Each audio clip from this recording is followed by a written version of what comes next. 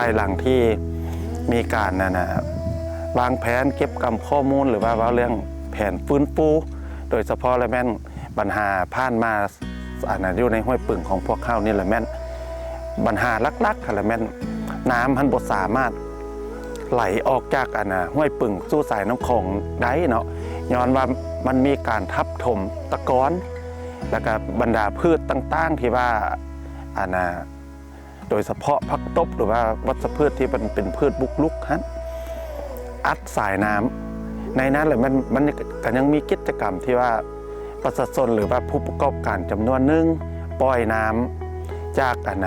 หนองเลี้ยงป่าฮันสู้สายห้วยปึ่งที่เป็นสายน้ำธรรมชาติและเฮ็ดให้ห้วยปึ่งฮันมีการเน่าเสียบ่สามารถระบายออกได้เกิดมีก้อนถือว่าอยู่ในก้อนที่ว่าเราได้จัดตั้งปฏิบัติเวียกอนามัยนี้แม่นหมายความว่ามีน้ำเน่าเสียมีป่าตายเนาะแล้วก็ฮอดช่วงฤดูฝนฮันในเมื่อน้ำมันบ่สามารถระบายออกสู่น้ำคลองได้เป็นปกติก็เฮ็ดให้เกิดมีการน้ำท่วมโดยเฉพาะในปี 2018ฮันถือว่าเป็นปีน้ำท่วมที่ว่าหุ่นแห้งอยู่ในตัวเมืองปักสันฮันท่วมทั้งตัวเมืองปักสันท่วมทั้งตลาดปักสันแล้วก็ท่วมให้ท่วมนาท่วมพื้นที่โครงการนี้เนาะผ่านการจัดตั้งปฏิบัติกิจกรรมฟื้นฟูโดยเฉพาะเป็นการอนามัยพืชบุกรุก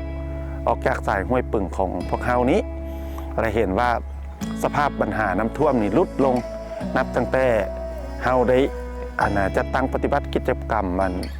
อนามัยพืชบุกรุกออกจากสายห้วยปึ่งในปี 2021 ฮะเนาะนับแต่ปี 2021 มาฮอดปี 2025 นี่ถือว่าปัญหาน้ำท่วมนี่แม่นบ่มีเนาะหมายความว่าบ่เกิดขึ้นเลยนับตั้งแต่ปี 2021 มาฮะเนาะในนั้นว่าเรื่องการมีส่วนร่วมกับแม่นอันที่หนึ่งกับแม่นผู้ให้ทุนอันที่สองกับแม่นทางพนักงานรัฐของพวกเขาฮอดพ่อแม่ประชาชนผู้ที่ว่าได้ออกแรงงานในนั้นก็มีทางเป็นแรงงานสมทบจากพ่อแม่ประชาชนฮั้นโดยที่เข้าเองเฮ็ดเองอยู่ในขอบเขต